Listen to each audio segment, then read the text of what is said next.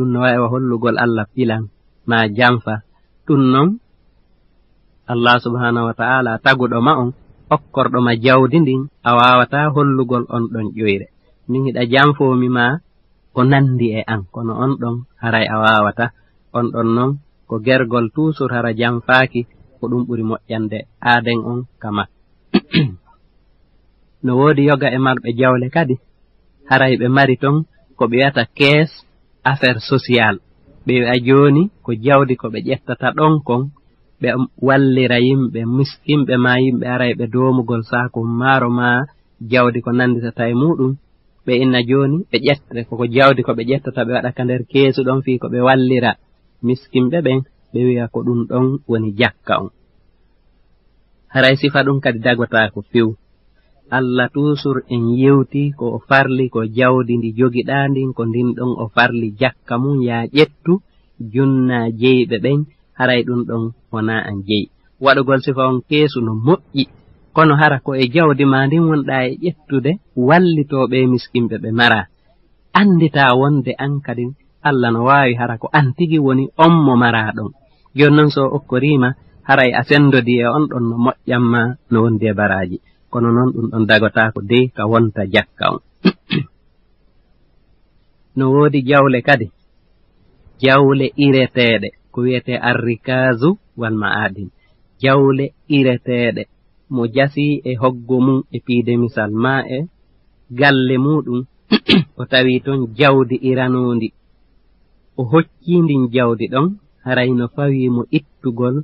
jakka ndin jawdi ɗon o fecce jawdi ndin fecce joyi o ƴetta jawaɓal jawdi ndin o junna waasuɓe ɓen e miskimɓe ɓen masina ɗum tawi ko nokkeli ka ɗum ɗon ala ma o okkoriɓe o junniɓe lutti o waɗa e golleji moƴƴereji wonaɗe e waɗede hakkunde darnugol juulirɗe hakkunde darnugol laptaniji e jasugol koloyji e ponji e ko nandirta e mum nulaaɗo sallallahu alayhi wa sallam ɓe maaki firrikazil khumusu muttafaqun alayh ɓe maaki jawle heɓotoɗe e sifa ɗen jawle ubbeteɗe si ɗe hoccama harayno e muɗum jakka jowaɓal amma jawdi wonandi e yaltinede ka nder leydi ndi wano kanŋe ko jasete ton kon ma kaalisi on ma kala ko yaltinte e nder leydi ndin haray ɗum ɗo kadi ko yo o tigi yaltin jakka muɗum on nyande hendi si tawi ko yaltini kon heɓi siko kanŋe dinaruji nogay siko kaalis dirhamuji 200 e ko nanditata e mu'um haray koyo o yaltin nayaɓal sappaɓel ma o yaltina jowaɓal ngal ko o yaltini wo e muɗum haray ino dagi amma jawdi ko wona yaltinede goo kadi wano leydi jase naɓe moƴƴinoye wano janɗe ma wano kankaɗɗon onno ma wano siman ma ko nanditata e muɗum haray ɗum ɗo jolaali toɗɗande fii ko yowiti e mum tigi kono si tawi woni ko jawdi wonande e huutorede yeeye soode haray koye ndin jawdi ɗon o tigi woni ittude jakka jawdi muɗum ndin o tigi e nder temedere fuu o itta 2 e feccere haray ko ɗum ɗon woni ko islamu yamiri en iwi ɗon en artay ka mumunteji ɗin en wi'i ko noneji tati ko ngeloɗi ɗin kañumma e dammi ɗin kañumma e nayi Allah subhanahu wa ta'ala o daali ya a'udhu billahi minash shaitanir rajim ya ayyuhalladhina amanu anfiqu min tayyibati ma kasabtum ko onon yo yimɓe gomɗinɓe nafke e laaɓuɗi dagiɗi e ko faggiti ɗon kon ko jawdi ndin no naati e muɗum mumunteji ɗin no naati e muɗum timɗe ɗen e gabbe ɗen nulaaɗo sallallahu alayhi wa sallam no ɓeydi weetingol e maako maɓɓe ɓe maaki walladhi la ilaha ghayru ma min rajulin takunu lahu ibilun aw bakarun aw ghanamun la yu'addi zakataha illa utiya biha yawma alqiyamati a'zamu ma takunu wa asmanuhu tata'uhu bi akhfafiha wa tantahuhu bi quruniha kullama jazat ukhraha ruddat alayhi ulaha hatta yuqda bayna an-nas rawahu al-imam al-bukhari. nulaaɗo maaki sallallahu alayhi wa sallam mi wondiri on mo tawata reweteeɗo wo ala e haqiqa siyona kan ala wo e gorko mo tawata haray mo mari ngelooɗi ma haray mo mari na'i ma haray mo mari dammi hara o ala e ittude jakka ɗi mumunteeji lintaaɗi ɗo soonaaɗi addoyte ɗi ñande darngal hara hiɗi ɓuri mawnude ko mawnata kon hiɗi ɓuri fayude ko fayata hara hiɗi yaaɓiramo kolce majji hiɗi bootiramo galaaɗi majji tuma kala nde yoga e majji feƴƴi yoga oya artire fahin hakko non jokkirta haa ñande yimɓe ɓen ñaawoya ñande darngal ɗum tindini wonde neɗɗo sino mari mumunteeji o ittata jakka majji si tawi no yoni ko ɗi ittane jakka haray ɗiɗo wontoyay lette makko o lettire ɗum ñande darngal hadison ko fillimo ko imam al-bukhari. joni noon ɗi mumunteeji ko ittante si tawi ko ngelooɗi ɗin ɗi timmi 5 ɗi woni e juuɗe makko yeru embere hitaande haray ɗiɗo ittante dammol si ɗi woni 10 ɗi ittane dammi 2 si ɗi woni 15 ɗi ittane dammi 3 si ɗi woni 20 ɗi ittane dammi 4 si ɗi woni 25 ko ɗon ɗi fuɗɗete ittaneede ngelooba jokkira non na'i ɗin kadi si ɗi woni 34 ɗi timmi hitaande e juuɗe jommajji haray ɗi ittante ngaari jokkayndi si ɗi jokki ɗon haa ɗi timmi 40 ɗi ittante wiige jokkaynge haray ko non jokkirta 30 fuu ngaari 40 fuu wiige haray na'i ɗin kadi ko non ittirante amma dammi ɗin haray woni be'i wo woni baali wo ɗum ɗo hawtite si timmi 40 ittante gootol jokkay ɗon non haa 120 si ɗi timmi 120 ɗum kadi ɗi ittante dammi 2 haa ɗi timmoyate meɗɗiɗi si tawi feƴƴi ɗon haray 100 be si ɗi yahi haa ɗi hewti 300 haray 100 be ittante dammol haray kanji kadi ko non ɗi jokkirante ko non ɗi ittirante amma non tumboji ko woni tumbo ɗon kon mi mana si woti heɓi 92 93 haa 50 o ala ittande ɗin ɗon haa timmoya 120 on bi mana wonɗi tumbo hakkunde farilla ka itteteɗon ɗum ɗon ittantaake haray non o tigi no hawtita be'i e baali lima ittana si tawi o tigi no mari e piide misal be'i 20 baali 20 o hawtita yiɗi fuu o ittana dammol haray awa en daroto e ngosengo ɗo ƴettito en ngosengo ɗimmo inchallah. Assalamu aleykum wa rahmatullahi taala wa barakatuh. bismillahi irrahmani irrahim alhamdulillahi rabbil alamin sallallahu wa sallam ala sayidina muhammadin wa ala alihi wa sahbihi wa sallim. mumunteeji hawtituɗi lambo ma hawtituɗe kula ɗiɗo ɗi mooɓindirte ɗi ittane jakka kadi mooɓondiri ɗon hay si tawi ko yimɓe buy jeyɗi on say ɓe ruttondiray hakkunde maɓɓe. sayyidina abubakar siddiq radiyallahu ta'ala anhu o windanino sayyidina anas tuma nde o naɓunomo e leydi weetendi baharen yo yahu o kalkiloya fi ittugol jakkaji ɗin e nder letere makko on o windi o maaki wala yujma'u bayna mutafarriqin wala yufarraku bayna mujtama'in khashiyata sadaqa ɓe maaki wonde hawtitataake hakkunde mumunteeji sertuɗi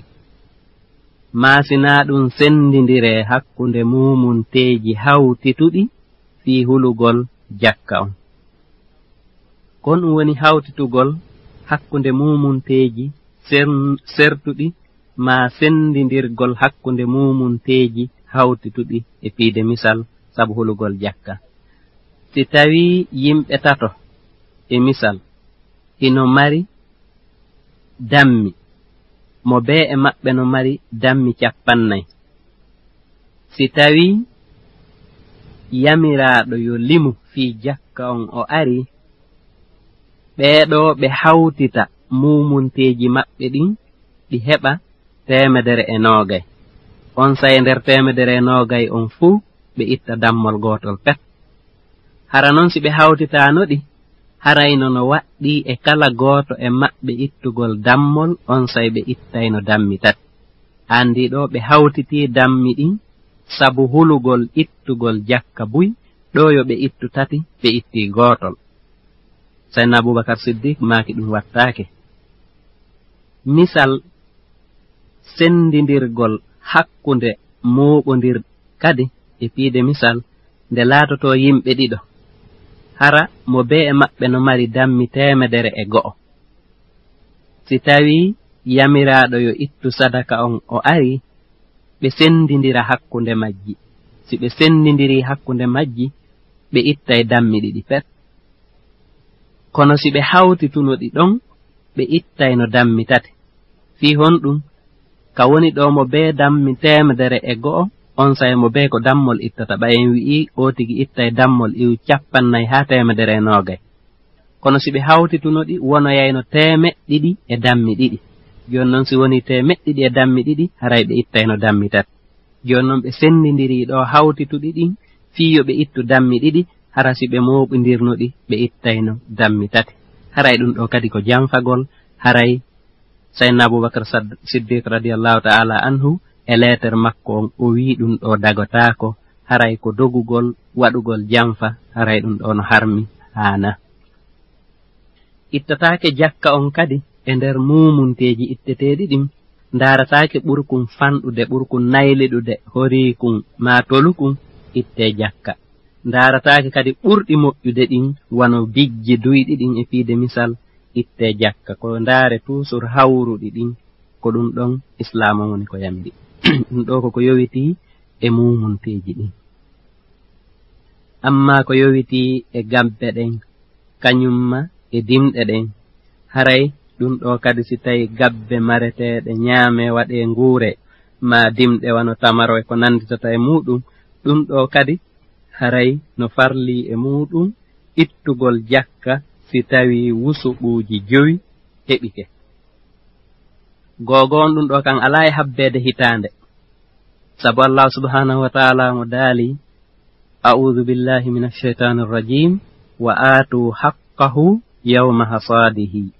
Itte jakka nema on nyande soñuɗon nema on. Nulaaɗo sallallahu alayhi wa sallam kamɓe kadi ɓe maaki laysa fima duna 5 awsuqin sadaka. Laataaki e ko hewta wusuɓuuji 5 sadaka ɗum ko jakka on. Ko ɗum tindini wonde jakka mumum jakka dimɗe ɗen e gabbe ɗen ɗum ko nyande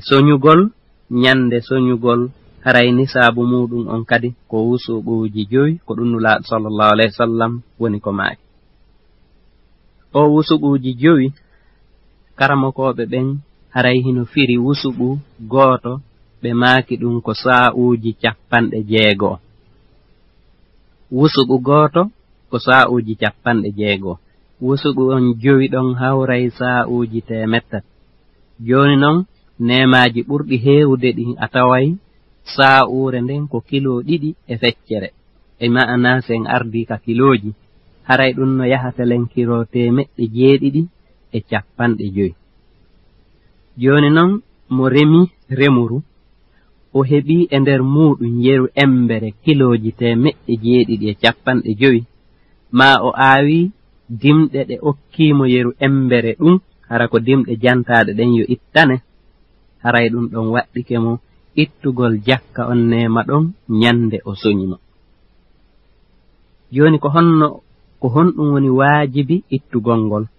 Ko woni waajibi ittugol ngol si tawi ko kammu ngun yarnanimo.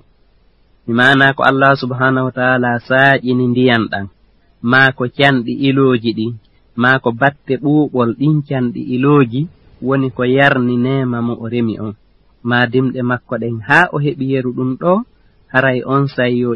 ƴettay miram mo etirta so o eti go'o haa ka 10 on say o ƴettay miran 10 on o itta on ɗon jakka kon ɗowni jakka on. amma non si tawi yarnugol ngol ko immorde e wakkilare ma aalaji ɗi goɗɗo moƴƴini hakkunde e mumunteji yarnugol ɗum haray so eti haka sappo o ƴettay miran sappaɓo on o fecca mo e tumbo haray ko feccere nden woni ko woni fari waajibi o waɗɗi ittugol jakkanema on ko fi honɗum ko fiinulaaɗo sallallahu alayhi wa sallam ɓe maaki فيما سقت السماء والعيون أو كان أثريا العشر وفيما سقي بالندح نصف العشر رواه الإمام البخاري لا صلى الله عليه وسلم ماكي onnema mo tawata ko kammu ngun ma ko canɗi ɗin ma ko batte ɓuuɓol canɗi ɗin woni ko yarni ɗum haray ko sappaɓal miran on woni zakka on si tawi non koko yarnira aalaji ma mumunteji ɗum haray ko feccere sappaɓal woni miran on haray ko ɗum woni ko waɗɗi kon ka ittugol jakka nema on e dimɗe ɗen joni non nemaji nanduɗi ɗin ɗo kadi hino hawtite ittane jakka si tawi yoni amma non si tawi wona gooti few ma ko hakkunde dimɗe e remuru haray ɗum ɗon hawtitatake joni noon no woodi ko nulaaɗo sallallahu alayhi wa sallam jantaaki e ko ittante jakka kon no gasa sa'i goo ko ɓay ko ɓuri heewde ɗin remuruuji ma e ndin aawateeriji heɓa yonata ko ittane jakka ma hara ɓe fanku fii yo taw hara ka ɓe janti ɗon ko lutti kon peesete e ɗon ko ɗum waɗi wano dimɗe go'o ɓe tawata ɓe jantaaki fii mum ma ko arabuɓe wiyata kon alkhudrawat haray mi wawata andude ɗum ko honno wiyete fewndo ɗo e pular ɗum noon portoɓe no wiya ɗum fruit et légume si tawi ɗum ɗo heɓike ma goɗɗo remi ma o aawi ɗum ɗo haray karamo koɓe no luutodiri fii ɗum ɗo ittante ka ittantake karamo koɓe goo wi'i haray no yiɗa ittugol yoga e hunde e mum ɗum okka min yimɓe miskinɓe ɓen okka jakka on itta jakka on e mum okka miskinɓe ɓen si tawi timmi yeru ko ittante jakka on amma noon si tawi jommum aawi hara e nder ko aawi kon ko o faandi ko yo o ittu haa o gayna o yeeya o heɓa jawdi haray on say o lintay jawdi ndi o yeeyi e muɗum ndin o itta ɗon jakka wano piiji weeɓiteteeɗi fii yeeyugol ɗin wano maakitiiji ɗin joni noon mo luɓike leydi kadi maasina ɗum o luwi leydi si tawi o luwi leydi ndin o remi konko o remi ɗon yonanimo ko itta jakka haray ko yo ittu jakka on o jonna ɓe allahu on yamiri yo junne jakka on ɓen haray o yoɓa luwaasi ko luwi e jongo jolleydi ndin kon amma si o luɓi haray ɗum ɗon ko luɓal ɓe haldi wona joddi amma wiigol joni miɗo luɓudema leydi andin fiyaaremu jonnaami jakka on haray ɗum ɗon wona luɓal haray ngal yeeyondiral ɗon kadi ngal feewa haray aade ndin feewa ka fuɗɗoode haray ko foti ko ɓe moƴƴintin aade ndin haray non dagortaako ka sariya joni no woodi jawle goo kadi ɗe tawata jantaaka fiyo ittane jakka e jawle goo kadi ɗe tawata hiɗe janta wonde wata ɗe ittane jakka few ko janta wi'a wata ittane jakka kon ko wano jiyaaɗo aaden wano pucci makko ɗi wano mbabbeeli makko e mbampucci ɗi ɗum ɗo nulaaɗo sallallahu alayhi wa sallam no janti ɓe wiwata o tigi ittan ɗum ɗo jakka ɓe maaki sallallahu alayhi wa sallam laysa ala al abdi fi farasihi wa gulamihi sadaqatun rawahu al imam al bukhari laataaki no fawi jiyaaɗo e puccu makko ngun ma paykum makko kun ɗum ko faanda ko jiyaaɗo makko on laataaki no fawi jeyaaɗo neɗɗo o ittugol jakka e ɓeeɗo joni noon o jiyaaɗo ɗo haray googo on ko hombo islamu woni e wi'ude ko jiyaaɗo fewndo islamu ari tawi on say jiyaaɓe no heewi nangaaɓe waɗa maccuɓe no heewi laawi no heewi wooduɗi ɗi goɗɗo nangirte waɗe maccuɗo ɓay hari ko jaggo woodi sariya ala ko wona hakkunde jama on mo waawɗo wo hari nangay tum mo waawi on waɗa maccuɗo islam on ari haɗi ɗum ɗo fuu islam noon jooni allah on yamiri julɓe ɓen yoɓe noddu ɓe wona julɓe ɓen fuu faade e diina kan jooni noon si julɓe ɓen fokkiti noddoygol faade e diina islam ɓe yahi haa e laawol heeferɓe ɓen wi moodi on feƴƴataɗo menen on wawata hewtoyde ka amen ɗo ma ka yimɓe amen ɗo nodda ɓe faade e diina kan haray islamu no yamiri ɓe julɓe ɗo yoɓe noddu ɓe heeferɓe sakkiɓe ɓe taho e diina islam si ɓe silmi haray ɓe fof ɓe foti si ɓe silmali ɓe inna joni awa wone e ley koyɗe amen wonton e diina moɗon hara on yoɓay duuti ma waawɓe faggade moɗon ɓen yoɓay duuti hitande be nde wootere hara men hiway on hunde memata on si ɓe salike ɗum ɗo kadi on sayra julɓe ɓen yamirama haɓugol ɓeeɗo haɓira ɓe kadi fi ɓantugol laawol diina Allah harayna hollugol doole wona hol faale kadi jawdi kona heeri ko fi Allah joni noon si julɓe ɓen haɓi ɓeeɗo fooliɓe haray islam no newnani julɓe ɓen nangugol ɓeeɗo haɓoɓe maɓɓe ɓen wonta maccuɓe julɓe ɓen rewɓe maɓɓe ɓen wonta horɓe julɓe ɓen joni noon si tawi ɓeeɗo wonti horɓe e maccuɓe julɓe ɓen haray islam on accirali ɓe ni tun islam no waɗi sariyaji wondigal hakkunde maɓɓe ɗin sariyaji wondigal kadi haray gogo on islamu on no wi'i wonde ko jong maccuɗo on ma jiyaɗo on koyo o nyamminmo ko o nyamata kon o holtinamo ko o holtata kon hara o fawalimo dongal sattungal so o fawimo dongal sattungal ma golle sattuɗe koyo o wallitomo si o bantike mo e hoore tooñe ɗum ɗon no wona sabu rinɗugol ma islamu haɗal ɗon tun ɓaynde tawno julɗo o tusur no heewi faljude faljereji ɓurɗi ɗuɗude ɗin islamum wi'i joddi faljere ma nden an julɗo o dimo o ko rinɗingol maccuɗo ko rinɗingol kor ko rinɗingol daande joni ko ɗum ɗo ɓura adorede e ko heewi kon fi hon ɗum fi islamum yiɗa o jiyaɗo yo wonu tun tusur jiyaɗo joni haray ko ɓay en yewtiɗo fi jiyaɗo ko ɗum waɗi siɗen ɓangini ɗo seeɗa fi andugol ko honno jiyaɗo heɓorta joni noon mo heɓi o jiyaɗo ɗo e hara ko ni o heɓirimo no sariya on newniri ni haray hanne kadi mo wawi okkitirde o jiyaɗo ɗo himo wawi mo yeeyude ma o maaya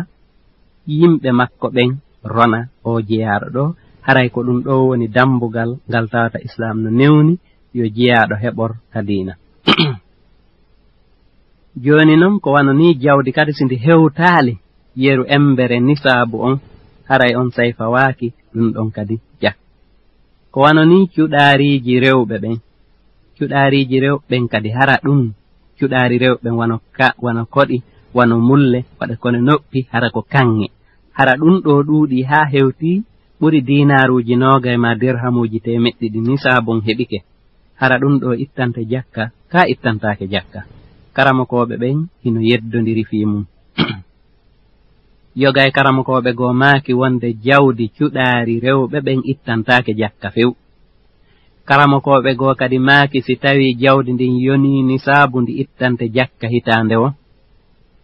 woɓɓe karamokoɓe go kadi ɓe woni hakkunde ɗon ɓe wi'i tigi tigi on joni jawdi ndin si yoni nisabu haray yondi ittane jakka yeru hitande wotere fet no woodi jawle goo kadi ittirteɗe ka nder baharu ɗeɗo kadi jantaka fiyo ɗe ittane jakka ma hitaɗe ittane ko wiyete kanŋe lu'lu ma alyaqut ma marjan sifa ɗum fuu ko jawle mawɗe joomi hittuɗe yaltinteɗe ka nder baharu kono jolaali wonde ɗum ɗo yo ittane jakka kono noon si tawi yaltinama tawi yeeyama haray on say wontay wano maakitiji ɗin ittirane noon jakka on no woodi piiji goo kadi ɗi tawata neɗɗo no mari himo huutora hara ɗiɗo kadi wona tanteɗi jak wano pucci ɗin e piide misal ma galleji ko tigi mari piide misal ma otoje ko tigi mari ma isinji ko tigi mari kono noon wano galleji ɗin o tigi no luwinde ma isin on no yaltinde jawdi ma otoje ɗen no wadde taxi ma ko nanditata e mum haray jawdi wondi e heɓade e nder ɗum ɗo on si tawi nisabu on yoni haray no waɗɗi jom muɗum ittugol jak sen iwi ɗon en aray ko hombo junnete jakka ndi jawdi ittetendi jak ko hombo junnete ko hombo hendoto ko hombo jeyi Allah subhanahu wa ta'ala wa dalika suratul ma'ida a'udhu billahi minash shaitanir rajim إنما الصدقات للفقراء والمساكين والعاملين عليها والمؤلفة قلوبهم وفي الرقاب والغارمين وفي سبيل الله وابن السبيل فريضة من الله والله عليم حكيم الله ذلك أندي كو جي جاك جولدن كو واسو ببن مسكين ببن غلاي بي في جاكا أم ووينتي ببرد مودم hoɓɓitotoɓe daaɗe e nyawliɓe e fiɓantugol laawol diina Allah e seteɓe ɓen ɗum ɗo ko farilla mo Allahu on farli e dow gomɗinɓe ɓen fuu Allahu on non no andi kala hunde ko o nyeeño waɗowo kala hunde ka haani ɗon joni noon sen arti o wi'aɗo ko waasuɗo ɗo e miskino haray ko ɓuri heewde kon si Allahu on jantike fi waasuɗo tun ma miskino tun manulaaɗo sallallahu alayhi wa sallam jantike haray oya kadi naati ɗon si wiyama almasakin haray waasuɓe naati ɗon si wiyama alfukara haray miskinɓe ɓen naati ɗon kono noon si ɗe ɗiɗi ɗe janto dama haray karamokoɓen no mari firoji seeɗa luutondirɗi fima kono noon ɓe fof ko ɓe ala wi'a wonde waasuɗo on ko on mo maraka muɗum ko hat ko yonata haaju makko ko o nyamminira hoore makko e ɓeygure makko nden immorde e njaran e nyamete e waɗɗa e ɓornateeri e hoɗo hay si tawi mo mari gokkunni e jawdi wi'a miskino on no gasa horo oɗo no ɓuri marde waasuɗo on seeɗa sabu Allah subhanahu wa ta'ala himo yewti ka suratul kahfi fi miskino o daali a'udhu billahi minash shaitanir rajim amma as-safinatu fakanat limasakina ya'maluna fil bahr o wi laana kan ɗum ko bato on o laatinoke wonde ko jeymo ko miskimɓe hiɓe golla ka baharu ɓe heɓa ɗon nguure maɓɓe imma eggingol yimɓe itta ɗo naɓa ɗo ma nangugol liƴƴi ma ko nanditata e mum joni noon si wi'ama miskino jeyi laana bato haray on ɗon no gasara no ɓuri hettade waasuɗo on seeɗa golloɓe ɓen itta jakka on al'amiluna alayha ɓeɗo ko golloɓe yaha ɓe tawata almami julɗo on lanɗo julɓe ɓen nulayɓe yo ɓe yahu ɓe limana yimɓe ɓen jakka on ma wawɓe limande hoore maɓɓe junnamo o naɓa o junnoya almami on ɓeɗo ɓe junnete jakka on haysi tawi noon ko yimɓe marɓe feere ko alɗuɓe si wi ɗon wowindirteɓe ɓerɗe muɗum ɓen ɗum ɓeɗo no gasa hara ko julɓe kono hara imanu on naatali moƴƴa ka ɓerɗe maɓɓe hara si ɓe jonnama jawle ɗen no gasa ɓe jama on julɓe ɓen heɓay nafa maɓɓe ma